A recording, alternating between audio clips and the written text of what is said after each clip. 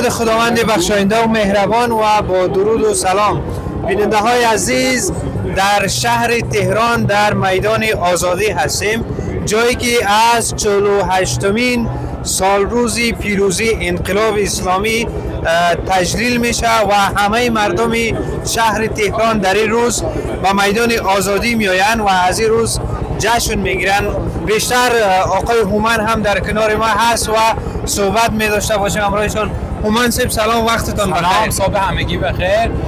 سلام میگم به تمام بینندگان تلویزیون وامیر افغانستان و خواستم براتون توضیح بدم امروز سالگرد پیروزی انقلاب اسلامی که هر ساله همچین موقعی در 22 بهمن مردم جمع میشن از میدان انقلاب که یه مقدار پایین‌تر هست، تقریبا یه چیزی حدود 8 کیلومتر 9 کیلومتر تا میدان آزادی که سمبل این انقلابه و بین این دو تا نقطه مردم میان و سرانجام همشون سعی میکنن در میدان آزادی جمع بشن و جشن انقلاب رو میگیرن. مراسم شاده، بچه ها میان، بزرگا، پیرا، جوونا همه شرکت میکنن، بادکنک میارن، بچه ها جشن میگیرن و این یک روز خیلی مهمه. تقویم ایران روز تعطیل هم هست، تعطیل رسمی هست و سمبل آزادی و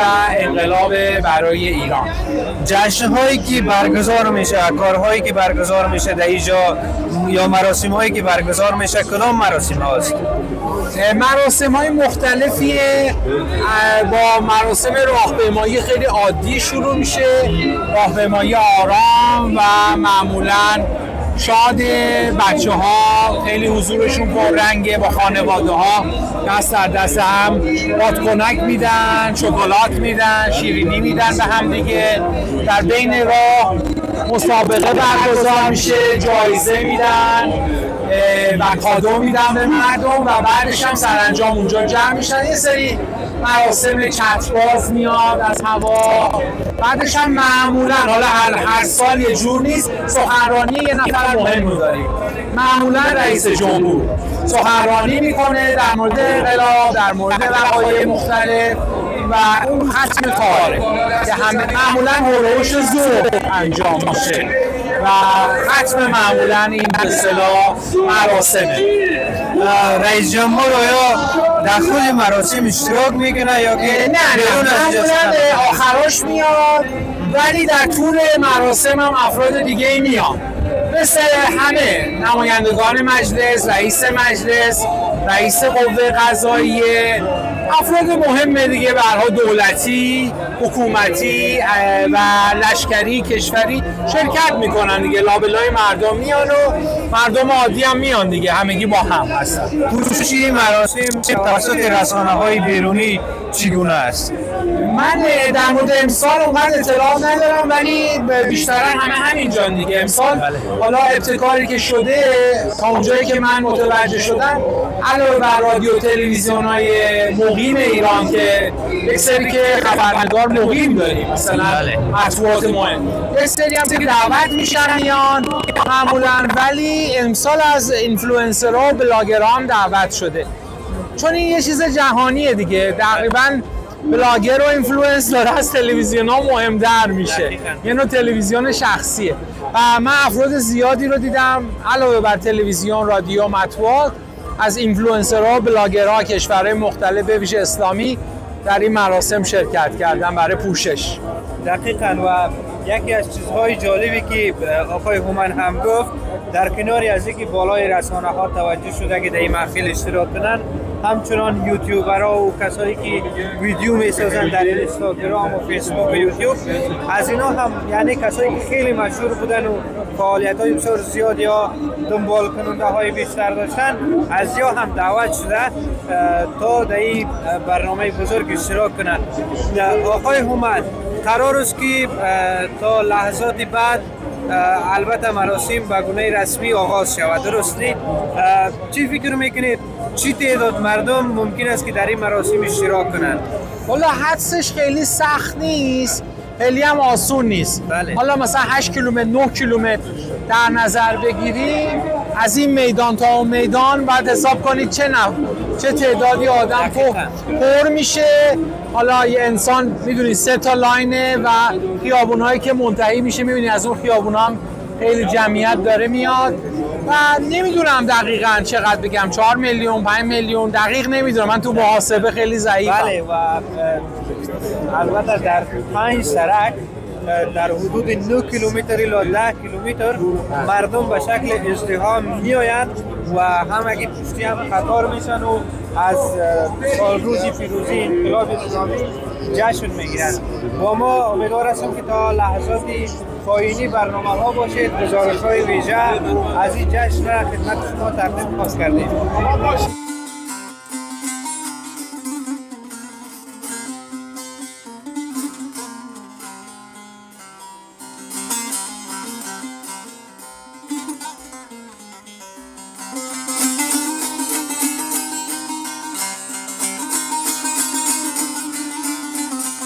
خب بیننده های عزیز، در 46مین سالروز پیروزی انقلاب اسلامی در میدان آزادی شهری تهران هستیم و صحبت می داشته باشیم با شهردار منطقه. در آغاز میشه که یک معرفی از خودتان داشته باشید. بسم الله الرحمن الرحیم. من سید محمد رحیم مرتضوی هستم، شهردار منطقه 9 تهران.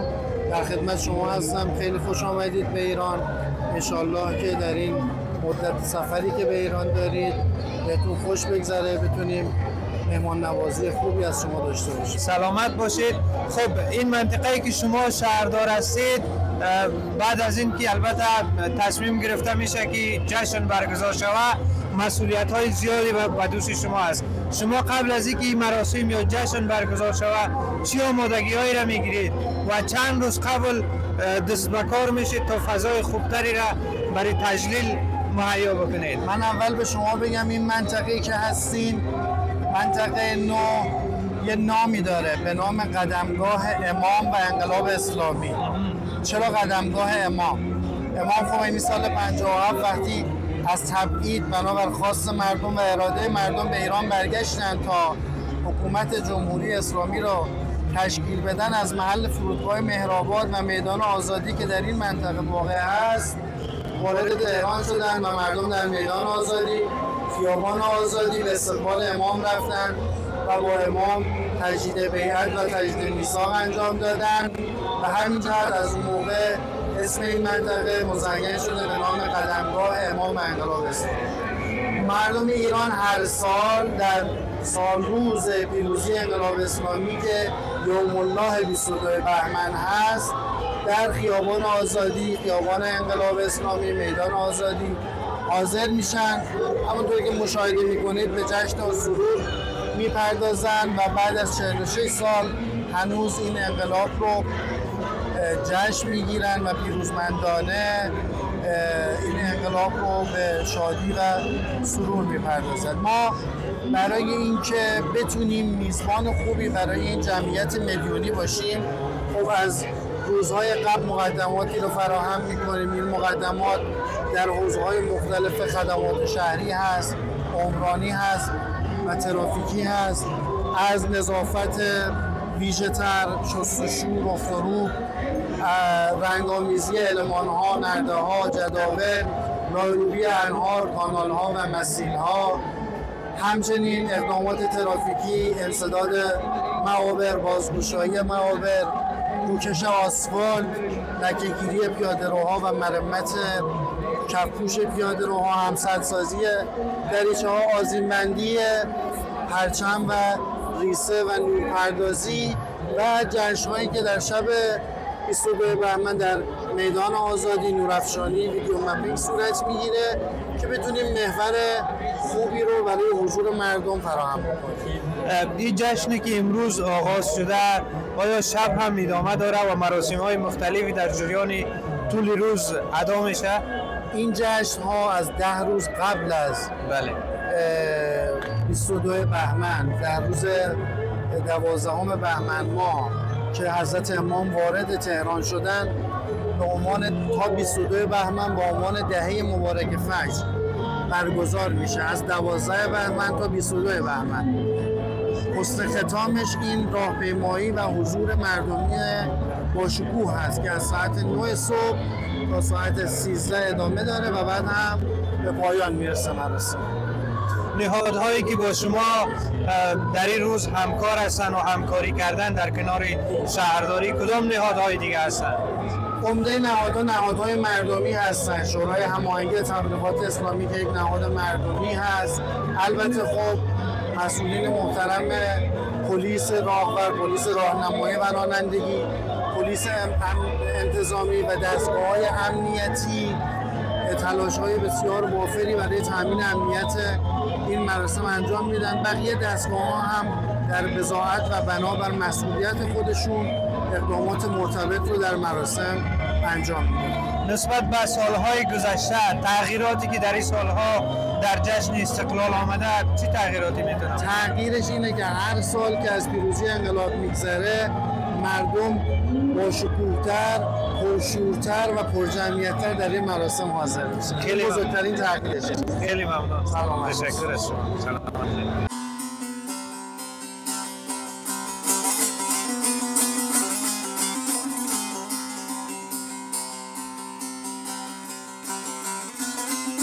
خب بیننده های عزیز، بالاخره در 46مین جشن پیروزی انقلاب اسلامی ایران در میدان آزادی را پیدا کردیم و در میدان آزادی هستیم. شما تعداد زیادی از مردم هم میبینید که در حال آمدن به میدان آزادی ایران هستند و در حدود 9 یا 10 کیلومتر سرک در میدان آزادی هجوم مردم است، رفت آمد مردم است تا اینکه از آخرین روزی البته جشن استقلال خودشان که تقریبا از 12 دل یا بهمن آغاز میشه و تا 22 دل ادامه پیدا میکنه یا ادامه می داشته باشه.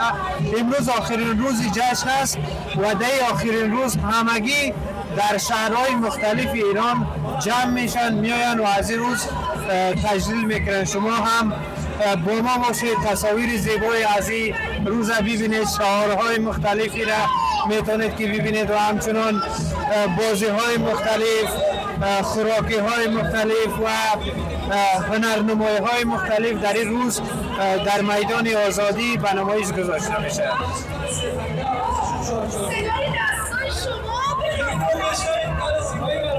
از مکاتب یا از مدارس هم کودک‌ها با ترانه‌ها، شعرها و نمایش‌های مختلف در این روز میآیند و کمپ‌های مختلفی زده میشه.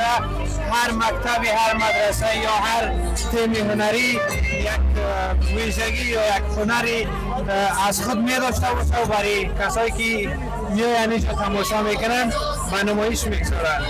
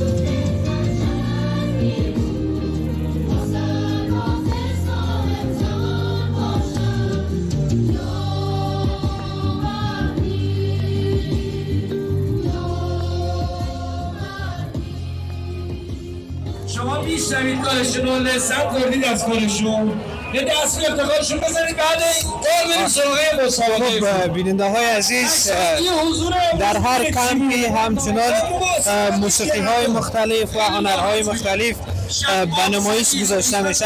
آهسته آهسته ما در مسیر میدان آزادی هستیم و نزدیک میشیم به میدان آزادی. البته این مسیر در پیروزی انقلاب یک جایگاه خاص برای مردم ایران است که میگن برش قدمگاه امام، یا جایی که امام پس از تبعید از این مسیر یا از این طریق به تهران وارد میشه و بالاخره انقلاب اسلامی در ایران پیروز میشه. شعارهای مختلفی در دست مردم است. در کنار پرچمشان همچنان تعدادی از کشورهای یا در کل کشورهای غربی که در مخالفت با ایران هستند و تحریم‌های مختلفی را بالای ایران وضع کردن، مردم و شعارهای مختلفی مرگ بر امریکا یا مرگ بر اسرائیل همچنان با خود دارن، هم نوشته دارن، هم در زبان جاری میکنن و کشوری که در کل در شرایطی خیلی حساس و در حال مبارزه با اسرائیل، با غرب، با آمریکا و در کل دنیای البته میتونیم بگیم کفری هستن و در حال وضع شدن تحریم های مختلفی بالای خودشان همچنان می‌باشند.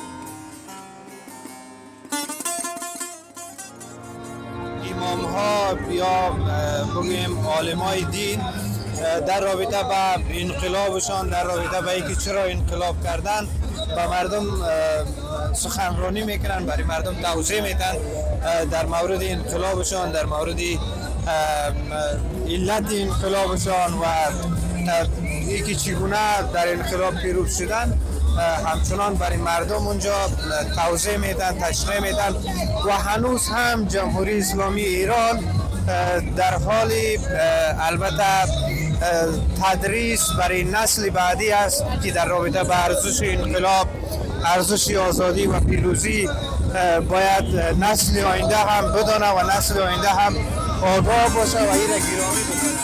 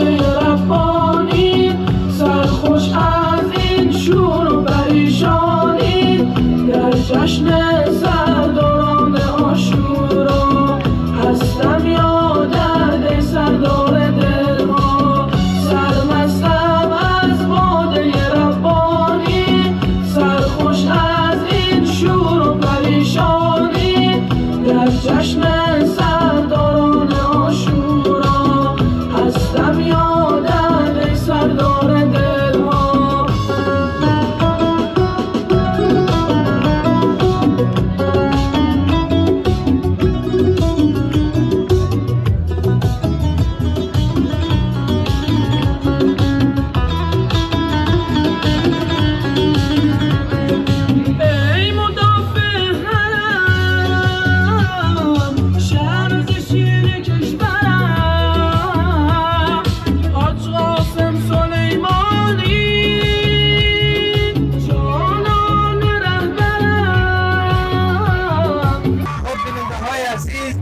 میدان آزادی تهران هستیم و جشن آزادی یا 46مین جشن پیروزی انقلاب اسلامی است.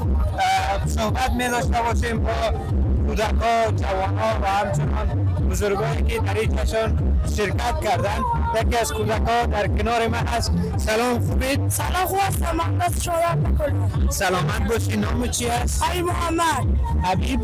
امیر محمد. بله. خیلی خوب. امیر محمد، چرا امروز در جشن آزادی یا پیروزی انقلاب اسلامی شرکت کردی؟ شرکت کردم تا نشون بدم آمریکا و اسرائیل هیچ وقت نمیتونن جلوی کشور ایران رو بگیرن. و پیامی به البته پیروزی انقلاب اسلامی برای خودت چی است؟ خودت از پیروزی انقلاب اسلامی چی الهام میگیری؟ الهام میگیرم که حدودا 46 سال پیش شاه مرحوم همه بچه ها جوانان کش چند سال پیش تو میدون شهر چقدر بچه ها رو کش باید اگه زنده بود اگه بود میدیدم روز رو بهش نشون میدادیم که همه مردم ایران پای انقلاب پای میزن. و یک عکسی که داری میشه در موردش صحبت داشته باشیم؟ بله، ایشون حاج قاسم سلیمانی هستن، بزرگوار کشور ایران. خیلی خوب.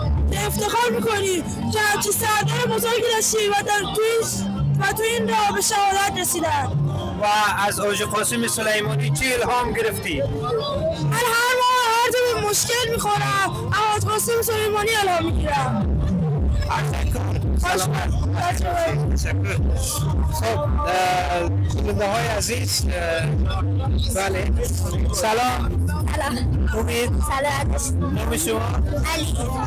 امروز در پیروزی انقلاب اسلامی چرا اشتراک کردی؟ به خاطر اینکه ترامپ ثابت کنیم ما پای ملتمون هستیم و رهبرمون رو تنها نمیذاریم. و رهبر شما کیست؟ خامنه‌ای. آفرین. خب خودت از جشن پیروزی چه الهام میگیری؟ چی برداشت میکنی؟ یعنی در آینده که میخوای بزرگتر شوی چی کاری همبستگی. همبستگی. خیلی ممنون.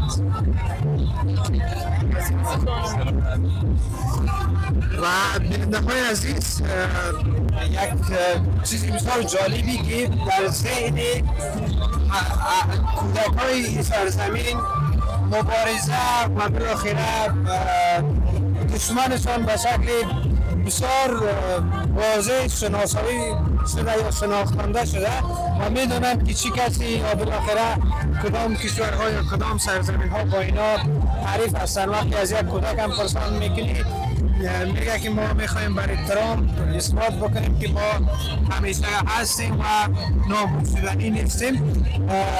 شعارهای مختلفی هم داده میشه، مرگ بر اسرائیل، مرگ بر آمریکا، مرگ بر منافق.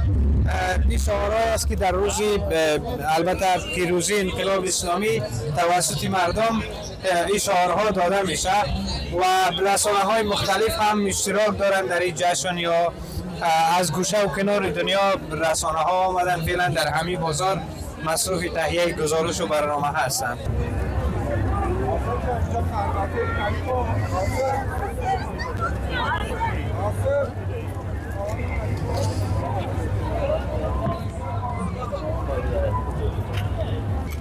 سلام، خوبید؟ بله. اسم شما؟ محمد حسین فیض نژاد هستم. محمد حسین امروز در 46مین جشن پیروزی انقلاب اسلامی شرکت کردی و کاغذ هم داری که مرگ بر اسرائیل و مرگ بر آمریکا در اون نوشته هست. میخوایم بدانیم که از جشن پیروزی انقلاب اسلامی چه الهام میگیری، چه برداشت میکنی؟ من میخوام نشون بدم که ما جلو حرفای آمریکا و اسرائیل تسلیم نمیشیم. هرچی هم بگن برای خودشون دارن میگن، ما هم نمیترسیم، حرفاشونو پشت انقلاب هستیم.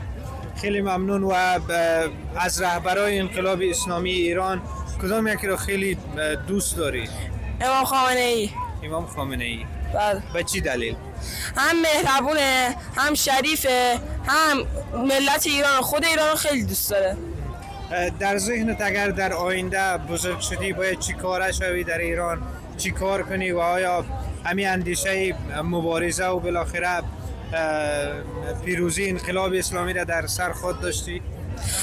من میخوام بزرگ بشم، دکتر بشم و روز انقلاب مریضا رو همه رو مجانی درمان کنم و برای تمام کشورم افتخار آفرین بشم. اگه جنگی هم شد من خودم به شخصه تنهایی توی جنگ حضور دارم و هر کی که زخمی شد درمان میکنم. خیلی ممنون. سلامت. ممنون.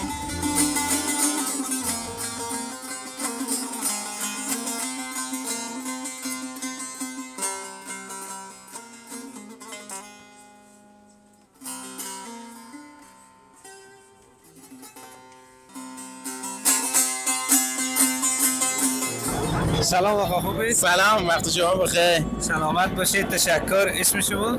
من سید مهدی میرآقا بابا.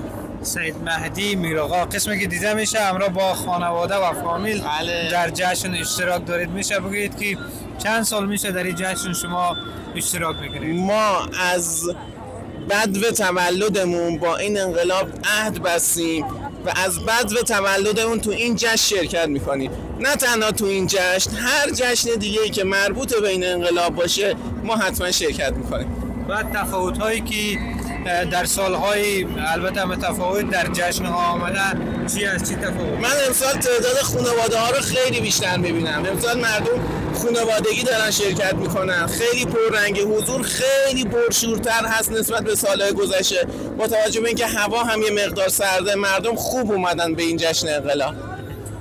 برداشت شما من حیث یک جوان ایرانی از انقلاب چی است و برای طفلی که در دستت هست چی پیامی را در آینده از انقلاب میرسونید؟ ببینید، این پیام اصلی این انقلاب به نظر من آماده سازی مقدمات ظهور آقا بقیت الله است و اساس و اصل این انقلاب رو من این میدونم و خودم نسل پیش و نسل آینده رو موظف میدونم که این امر مهم رو حتما پیگیری کنن. آماده سازی مقدمات ظهور آقا بقیت الله. خیلی ممنون. سلامت باشید. ممنون. سلام، خوبید؟ الحمدلله، شکر. حال شما خوب است؟ الحمدلله، سلامت باشید. نام شما؟ سید محمد. چند ساله؟ من 65 سال. 65 سال. حالا ممکن در دوران شاه و در آغاز انقلاب هم شما در بله، من در زمان همون اول انقلاب، پیش از انقلاب که در زمان شاه هم راهپیمایی، تظاهرات، همه چی شرکت میکردن.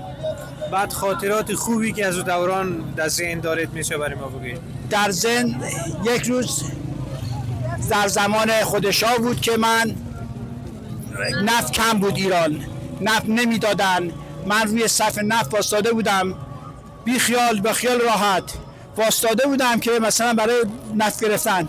یک وقت دیدم با باتون بودم پشت گردنم مامورای زمان شاه، گفتم که بی خود بی جهت منو زدن، اما خب من باید تلافی رو بیرون کنم. گفتم چه جور بیرون کنم من تلافی رو؟ منم گشتم چوب بشکه‌های نفت رو می آوردن، چوب میکردن توی دستاش برای بردن. من گفتم چوب بده، من گفت چوب میخوای چیکار کنی؟ من اینها رو یکیشون بزنم. گفته که نمیزنی. گفتم بده میزنم، خدا شاهده. درش زن تو خیابان حلال احمر. بسیار خوب. و خودت من حیث یک کسی که 60 سال یا بیشتر از 60 سال سن داری، برای نسل آینده ایران چی پیام داری؟ خوب، خیلی خیلی خیلی خوب، انشالله با امید خدا. با سال زمان. پیام یا گفتنی برای نسل بعدی ایران؟ نسل بعدی ایران هم باید همجور پشت به پشت، الان نوه‌های من، بچه‌های من شرکت میکنن، همینطور باید پشت در پشت باشن دیگه، همینطور ادامه داشته باشه. خیلی ممنون. قربانت، سلامت بگین. خب بیننده های عزیز، از شما هم سپاسگزار هستیم و همچنان تصاویر زیبا و تصاویر مقبولی از جشن استقلال یا آزادی انقلاب اسلامی را میتونید که بیننده باشید و ما بیشتر صحبت نمیکنم، بیشتر فضا را برای تصویر یا برای تماشای این جشن برای شما واگذار میکنم. بیننده برنامه های ما باشید.